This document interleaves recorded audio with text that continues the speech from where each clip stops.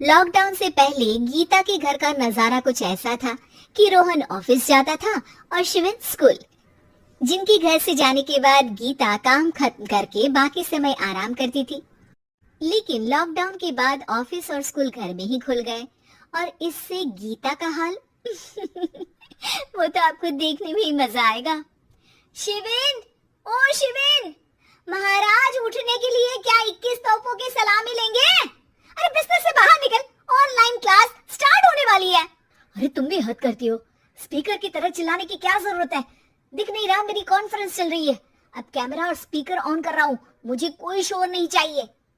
इस पर जैसे ही रोहन लैपटॉप का कैमरा और स्पीकर ऑन करता है तभी कुकर की सीटी बजती है। करा लो अब इसे चुप। लॉकडाउन नहीं हुआ, मेरी मौत का फरमान जारी हो गया। दोनों बाप बेटे ने नाक में दम किया हुआ है। ऐसा बोलकर गीता वहां से शिविन के कमरे में पहुंच जाती है, जहां शिविन अभी भी सो रहा होता है। ओ आलसी, अब अगर 5 मिनट में नहीं उठाना तो आज तेरा गेम और यूट्यूब कैंसिल। माँ की बात सुनकर शिविन बिना 1 मिनट गंवाए उठ खड़ा होता है। उठ गया, अभी नहाकर भी आता हूँ। ये नाटक कहीं और, मुंह पर गीला कपड़ा मार और पढ़ने बैठ। शिविन की ऑनलाइन क्लास स्टार्ट हो जाती है, जिस पर गीता उसे वहां बिठाकर रसोई में चली जाती है। थोड़ी देर में उसे कमरे से कुछ आवाज सुनाई देती है, जिसे सुनकर वो कमरे में वापस आती है। हाय राम, तुझे क्लास अटेंड करने के लिए बोला था, कैमरा ऑफ करके बिस्तर पर नाचने के लिए नहीं बोला था।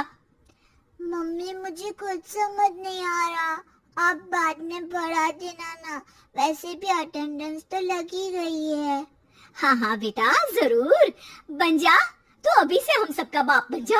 अरे नहीं मतलब कहाँ से लाते हो इतना दिमाग, और पढ़ाई करते हुए ये चला कहाँ जाता है? नाइस क्वेश्चन, दिमाग से पूछकर बता दूंगा। शिविन की बातों से परेशान होकर गीता उसे मारने के लिए जैसे ही आगे बढ़ती है तभी वो कमरे से बाहर भाग जाता है। अब शिविन आगे आगे और गीता हाथ में चप्पल पकड़े उसके पीछे पीछे पूरे घर में दोनों घूम रहे होते हैं।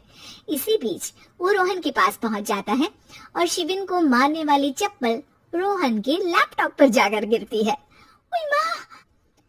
मम्मी, आप पापा को चप्पल मार रही हो? वो आज तक के रिपोर्टर, चुपचाप जाकर क्लास अटेंड कर ले, नहीं तो अगली तेरे पीछे लगेगी। इस पर शिविन वहां से चला जाता है, जिसके बाद रोहन गीता से कहता है, इस सर्कस के लिए कुछ बोलना चाहोगी? अरे क्या करूं, जब से तुम दोनों घर में रहने लगे हो, घर अपने आप ही सर्कस बन गया है और मैं तुम्हारी नौकर। कभी बेटी को संभालो तो कभी बाप के नखरे उठाओ।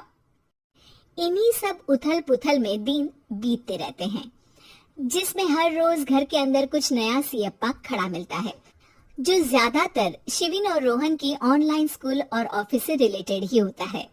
एक सुबह, शिविन चलो उठ, आज की क्लास जल्दी है। कैमरा ऑफ करके आप अटेंड कर लो। अरे ऐसे छितर पड़ेंगे, दादी नानी सब एक साथ याद आ जाएंगी। गीता के लाख मशक्कतों के बाद क्लास तो खत्म हो जाती है, लेकिन उसके बाद शिविन फोन इस्तेमाल करते हुए इंस्टाग्राम रील बनाने लगता है। रसोड़े में कौन था? तुम थी, मैं थी, कौन था? कौन था? हाँ, मैं गरीब हूँ। अरे ओ गरीब के बेटे, आजा, मैं बनाती हूँ तुझे गरीब। मैं बताती हूँ रसोड़े में कौन था। पढ़ाई करने बोलो तो इनकी माँ मर जाती है और ये पागलपंतियां जितनी मर्जी करा लो। गीता शिविन को डांट रही होती है, तभी रोहन बीच में बोल पड़ता है, अरे बच्चा ही तो है, इतना गुस्सा क्यों कर रही हो? बेटे का साथ देने की इसी एक कोशिश में अब शिविन के साथ साथ रोहन भी गीता के गुस्से की सूली पर चढ़ जाता है। अगर बेटे पर इतना ही प्यार आ रहा है तो इसे क्लास अटेंड क्यों नहीं कराते? इसका होमवर्क क्यों नहीं कराते?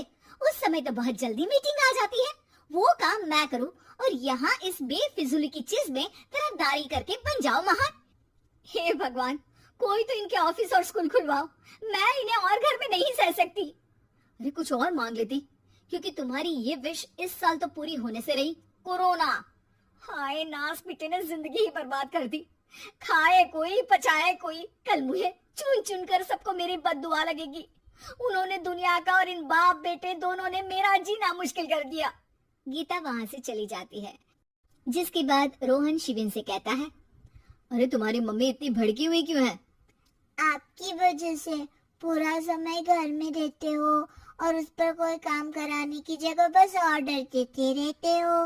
अच्छा बेटे, सारा इल्जाम मुझ पर? पूरा दिन तो वो तुम पर ही चिल्लाती है। हाँ, मतलब दोनों का 50-50 है, कुछ करना पड़ेगा। वो कहते ना, make the best out of worst. I have an idea. वैसे तुम्हारी माँ सही कहती है, बहुत जुबान चलाने लगे हो, कम बोला करो। अगली सुबह रोहन और शिविन अपनी गलती को सुधारने के लिए गीता के उठने से पहले घर का आधा काम खत्म कर देते हैं, जिसे देखकर गीता खुश हो जाती है और फिर बाकी बचा काम वो तीनों मिलकर पूरा कर लेते हैं। जिसके बाद अब वो सब मिल बांट कर हर काम में एक दूसरे की मदद करते हुए लॉकडाउन का मजा लेने लगते हैं।